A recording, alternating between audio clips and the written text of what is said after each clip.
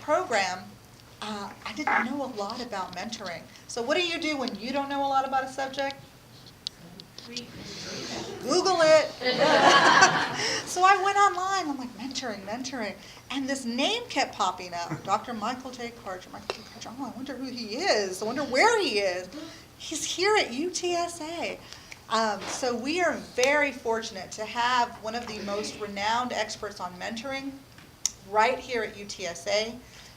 He is a big contributor to mentoring in our community, has helped many different programs get started, offered advice, made suggestions about evaluations, and has done research with folks, and that has made a difference in positively impacting, and we'll be talking to you about some of the wonderful research he does. I'm going to let him tell you more about his wonderful family, and if you haven't yet heard about the Handbook on Youth Mentoring, which he co-edited, is now in its second edition, please Google it.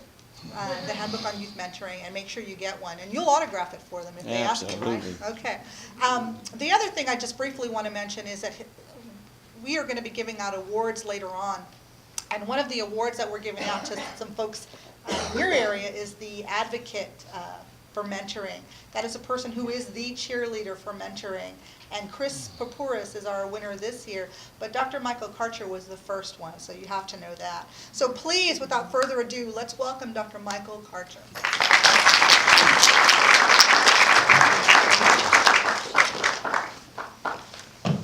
If I could get some help passing these out, I'd appreciate it. And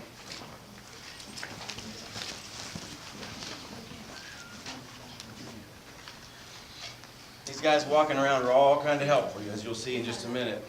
I want to make sure I don't forget this, so I'm going to start off with a smile hat.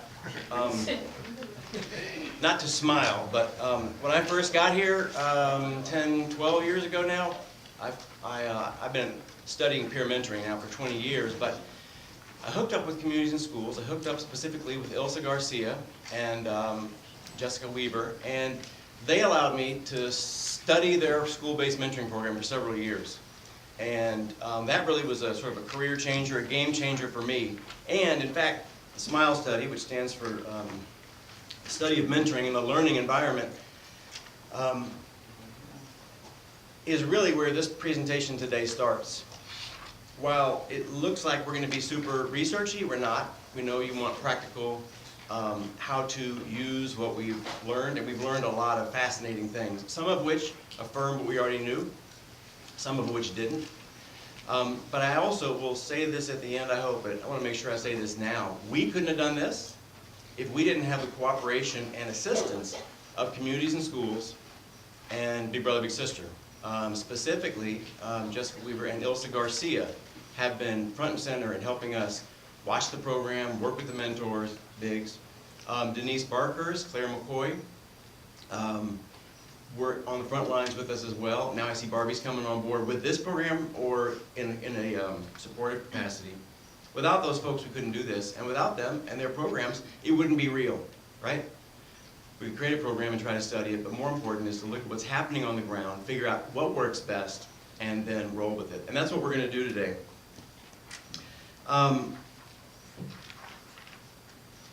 I've been here 12 years. I've been studying peer mentoring for many years. I love mentoring, and I think that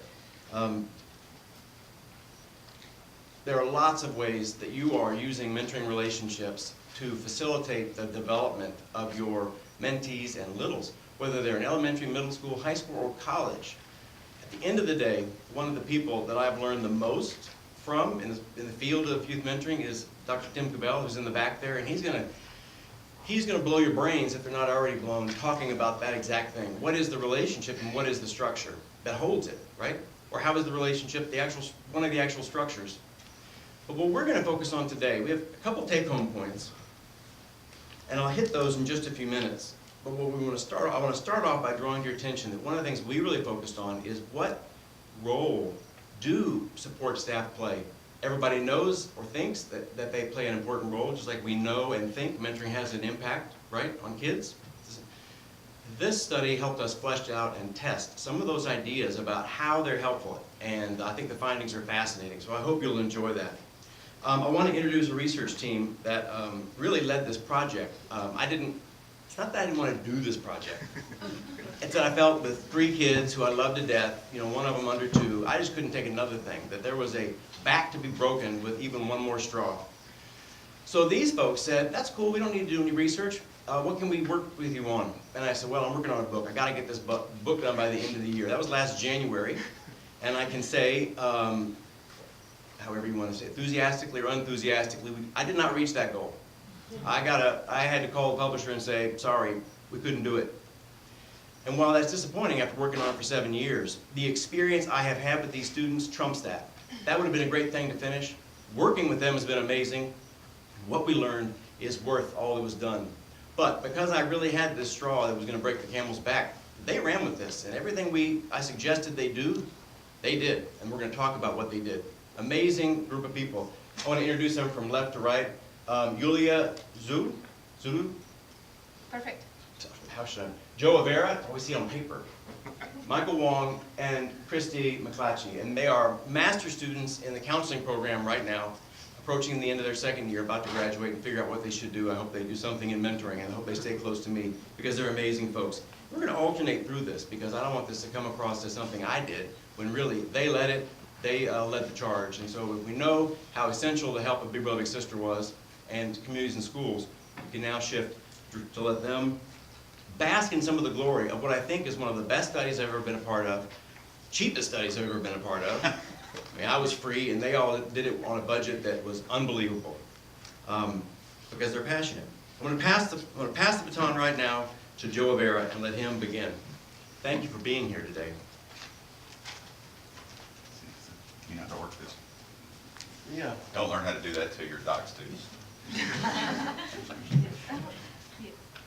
Good morning, everyone. It's great to be here. It's great to be here, and thank you for the kind words, Dr. Karcher. First thing we want to do before we get into the study is actually talk about what InspireU is. And so I'm going to give you just a little brief background on this, and I'm sure you'll get more of it today when you attend the breakout session. You'll hear more about it. InspireU is really a hybrid school and workplace program that allows the agencies, the schools, and the businesses that are a part of it to actually use their expertise and what they're the very best at to help students find a way and then achieve graduating from high school and seeing a clear path for success after high school. And each one of those 3 groups is very, very important because they have some critical expertise. The staff at our InspireU partners, Community at Schools and Big Brothers, are experts at making and managing those matches.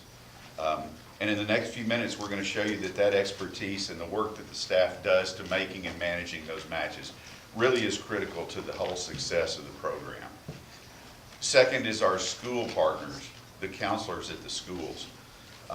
They use their knowledge of their kids and what those kids need to pick the right students for the program. Because as most of you know, not everybody benefits equally from mentoring.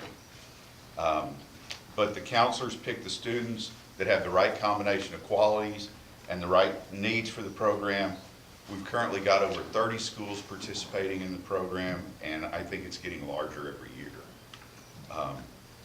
Finally, our business partners. We've got, as was said, we have over 50 businesses involved in it. Now, I only had 500 students. I'm surprised that it's already at 1,000, so I apologize for the error in my slide here. But that's fabulous because those businesses bring the resources that are needed to support the people who actually do the mentoring, the people that actually work with the kids, which are those businesses' employees, those businesses' partners. And that's where the difference is really made. But without that support and without the businesses buying into it and really doing everything they can to make it a success, we couldn't be here today with InspireU. Who's next? Yulia, turn it over. I get a chance to talk about what we did. Oh boy, we did a lot of stuff. But it was just a great opportunity to immerse into, everybody, Oh, no, this is not mine. No. That's Thank you. me. Isn't- Three for the Are you little Dr. guys. K? Sorry, that was a rehearsal. Why don't you double check these are the right people? Hey, I'll be real quick. I know, Barbie is going to talk about the program in more detail. She's going to put some flesh on the bones of what we described, even though we try to keep it fairly concrete. I won't steal Yulia's thunder, but what I just want to share with you is this is the model that we came up with. And by coming up with, I mean they're going to talk about all the information we used. And I think we use a lot of information to statistically figure out what's making a difference, right? And just to sort of guide the presentation, what we're going to try to do is start off talking about the things on the right. That's the program. That's the curriculum that Barbie's going to talk about up top, planned program activities. That's the program staff support from the agencies, right? Claire, Ilsa, and their partners. Below that are the elements of the program that some people might say, well, that's the program.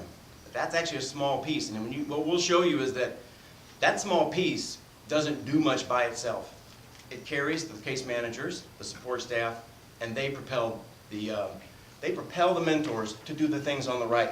So the first half of the talk is talking about what we learned about practices, activities, and support staff. And then later on, we're going to talk about what mentors did with mentees. We think this will inform recruitment, training, and other things. But you'll notice we refer back to these numbers later in the talk, and to some extent these colors in your handout. So keep an eye on that.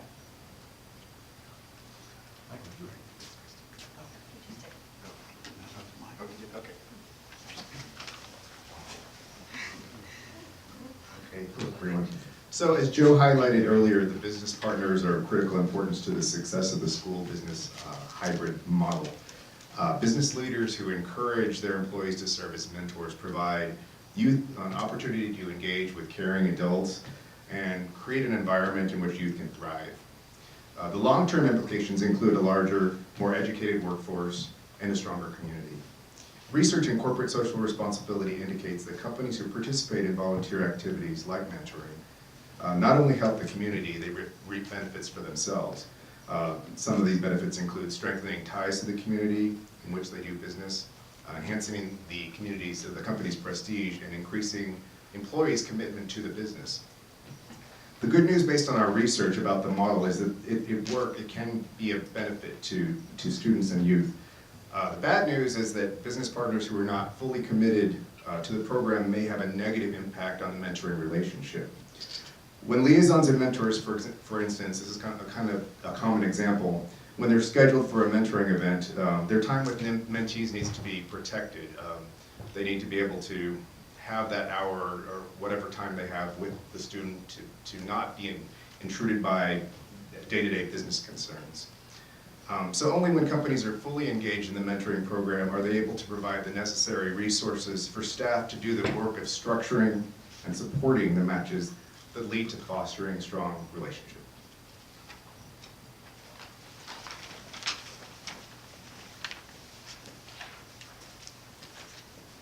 Now I get to tell you what we actually did. All the introduction is fascinating, but we were set out to do, and no? Interesting, but yeah, go ahead. Sure. But what do you do with the program, right? There's this program, and what are the elements? What's really the program is all about? The MOU is so thorough and fascinating, but somebody like ourselves who are somewhat new to mentoring, even though we were receiving mentoring from Dr. Karcher already since we started, we wanted to really learn what are the elements of the mentoring of this InspireU program that we need to understand, that are components that contribute into the whole program. So in order to do that, the first step in it was to conduct the formative evaluation of the program and really learn all the nuts and bolts of the program, so later we potentially can get another grant maybe and do the summit evaluation to really learn the outcomes and the worth of the program.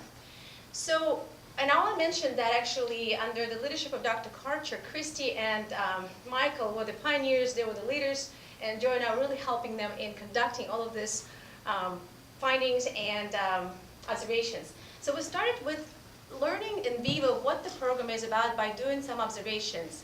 We did a total of 9 observations of the InspireU model, went to different businesses, got to talk to different staff members, liaisons, and really to learn about what the program is and observe it. In order to guide our observation, we used the formative evaluation measure. It's called YPQA, Youth Program Quality Assurance Measure, and it was really helpful to guide not just observation, but to observe the structure, to observe what was happening in the relationship, to look at the empowerment of the peer, interactions between the peer.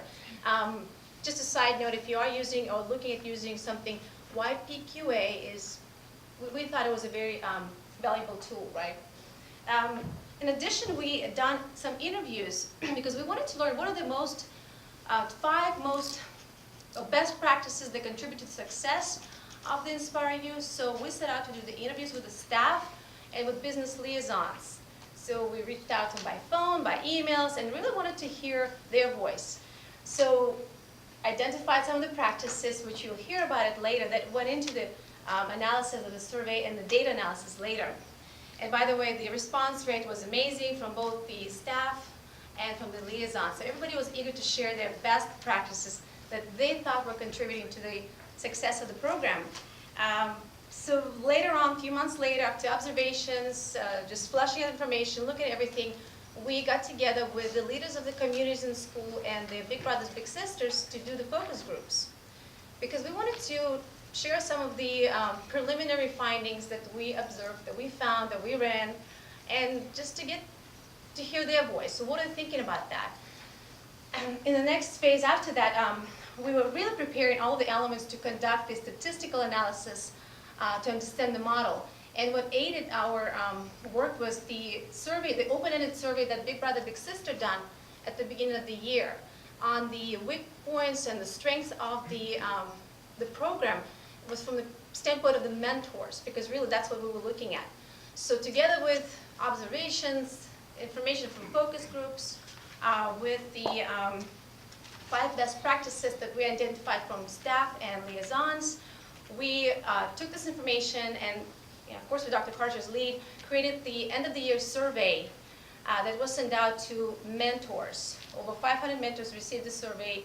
We had a great response back rate, and were able to run the first preliminary analysis based on the findings of that survey that we have put together. And the Office of Dr. Sass here at the UTSA have helped us to impute some of the missing data that we might have had based on the questions that weren't answered, and run some of the studies. And then Dr. Karcher have done just a series of different regressions and other fun statistical stuff. We will get into that, but that really helped to shape the statistical model, which you'll see later. It's really exciting, at least to us, but it really kind of paints the picture of what are the components that lead to the mentoring experience. And from the practices, from the observations and everything else, we got to learn in the survey the factors that contribute to mentors' persistence in the program, their perception of the quality of the program, and really just what is happening in that.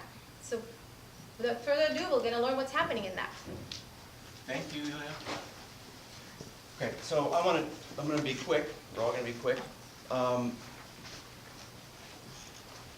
I've always been fascinated when we try to think about what are we trying to do here? What are we doing as mentoring coordinators, facilitators, as mentors? We're trying to create those mentoring experiences we had in our lives, or that we know propel people to be successful in life, right? So I think it's always important to keep in mind both what we're going for, and secondarily, to what extent does the mentor feel they're achieving that? Because that will determine whether or not they continue, whether they feel they're being effective or not. So we created and did a lot of statistical analyses to come up with a scale which we call natural mentoring experience. And these are the first set of items. They're really mentors taking the perspective of their mentees. How do I think they're feeling about the relationship? Secondarily, how do I feel about the relationship, right? How does it feel to me? I'm not going to read these because you have them there. Typically, I wouldn't give a handout, which is all the slides, but because we put a lot of nuts and bolts in the slides, they are there in your handout. If you don't have a handout, raise your hand and we'll get one to you. Now, natural mentoring experience. This becomes, or became, the primary outcome that we used in this model. I'm not going to explain to you all the statistical stuff about the model. All you need to know is we're working from left to right, trying to reach the outcome, which is, doggone it, wrong button, is really wrong button. Totally wrong button. You guys playing with me? No, here it goes. No. All right, no more spots. What on earth? Sorry. The model goes from left to right of what we think leads from start to finish. The things that are closest to this red box, to the natural mentoring experience, are the things that contribute most to it, based on the model. Things that are farthest away, but which have arrows leading to the right, because a lot of things didn't, are what support the program. Let me give you some take-home findings very quick that we're going to then explain in the next few slides. The 4 take-home findings that I think we have are: first,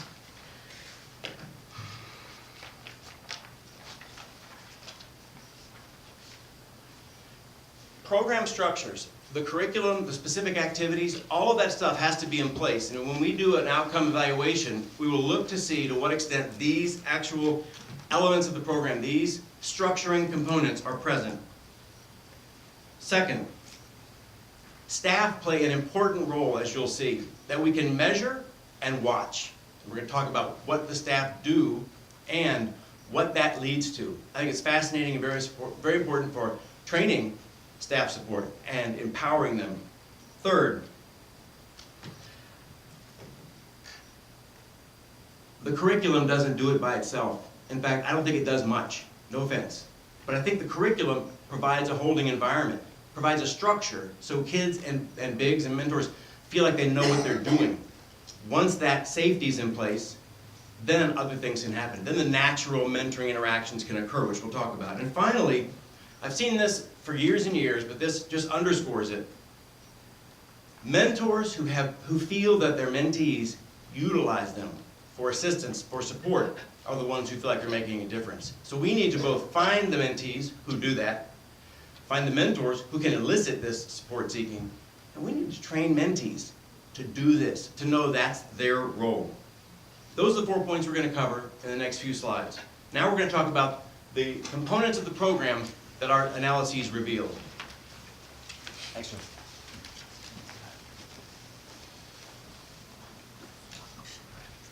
Okay, talking about these components and talking about what Dr. Karcher talked about, the first 3 here are those components that are actual mentor-mentee, big, little interactions. Those are the really cool things that we all want to focus on.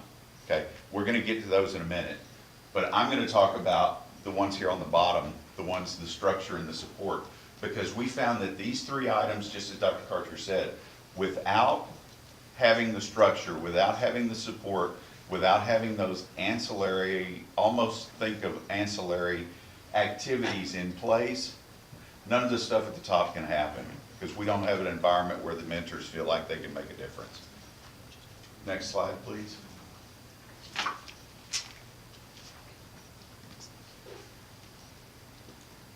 Okay, this is structure. These are things that we found have to be there to lay the groundwork to support the whole program. Some of these look really ancillary and really inconsequential, okay? But if you go through these are things that the staff is doing, and to a lesser extent the liaisons are doing, to really support the mentors, really make them feel like they have that safe holding environment that Dr. Karcher spoke about. You know, things as simple as sending a reminder out to remind them that their mentoring session's coming, so they can clear their calendar if they need to. Providing an agenda. And when we're talking about agenda, we're not talking about providing something that says you have to do this, and this through the system. What it's talking about is giving them ideas about what's going to happen and giving them ideas that are alternatives about what they might do with their mentee. Developmentally appropriate activities, again, these are more of those. Okay, if you're doing something with a 12th grader, with a senior in high school, that activity is likely to be different than what you're doing with an 8th grader. Match reflections. I know that everybody says, oh, we don't have time to do this, we'll do it on the bus back to the school. Okay, this is important because this allows, and the research has found that this allows students to our mentors and mentees to reflect on what happened in the last hour. Just like when we do a summary at the end of a class, if you're still in class, you go back and review your notes. And then talking to the mentors and the bigs on the activities that are being done, soliciting that feedback. So that puts the structure, that builds our base, our concrete base that we can build the program on. And next I'll turn it over to Christy, and she's going to talk about what comes next, support. Hi there, good morning. Okay, so the next staff-driven component of the InspireU model is concerned with the specific strategies that communities and schools and Big Brothers Big Sisters staff do to support and facilitate mentoring relationships. So staff should be concerned with these specific strategies, but they also need to be concerned with supporting and facilitating relationships. Okay, so the specific staff strategies that emerged during the course of our research entailed staff providing mentors with helpful resources, staff checking in with mentors about the relationship, and staff actually seeking feedback from mentors, be it about the specific activities that are used during mentoring sessions, or about the mentoring relationship itself and the experiences in the mentoring program. So listed on this presentation slide, we have some of the items that were included in the mentor survey. And then also whenever we talk about planned program activities, we are talking about we're defining this as the specific items that are used during the mentoring session. So they are selected, they're planned, and they're implemented by program staff and business liaisons. These all positively correlated with our outcomes, and these activities also align with the overarching goal of the program, which is to help youth develop a post-high school plan. These activities also afford opportunities for soft skill development and career and academic coaching. For example, one of the mentoring sessions that we observed at Big Brothers Big Sisters involved mentors being given a handout by the staff, and the staff had the opportunity to use this handout to coach mentees on how to give public presentations and just kind of go over the etiquette involved in presenting. And then last, staff and liaisons provide activities that afford opportunities to build relationship with mentees. So a lot of times these activities are get to know you activities. And then the next slide. I've talked a little bit about the staff support, and I just really want to re-emphasize that while the activities, the specific activities that are used during the mentoring session are important, it is perhaps even more critical that staff are doing what they're trained to do, which is to support mentors and help mentors develop a relationship with their mentees.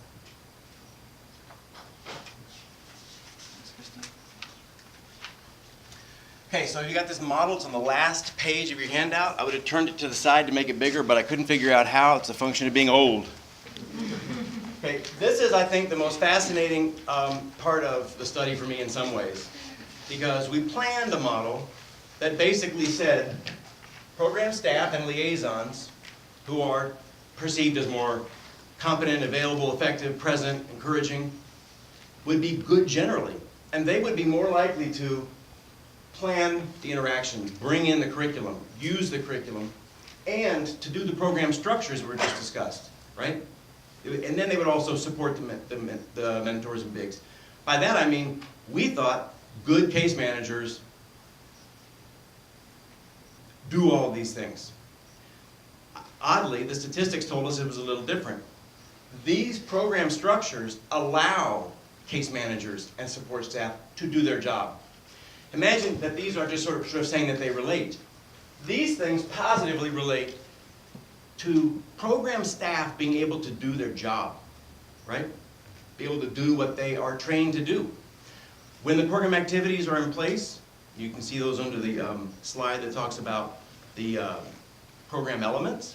The more of those structures that were in place, and the more the curriculum was present and utilized, available, the more the program staff, it seems, had time to float around, to be present, to share information, to nurture the relationships, which is what they're trained to do. I thought that was fascinating. And The degree to which they do that is why we get this line up here to mentor satisfaction with the program. Mentor satisfaction with being a mentor in the program. The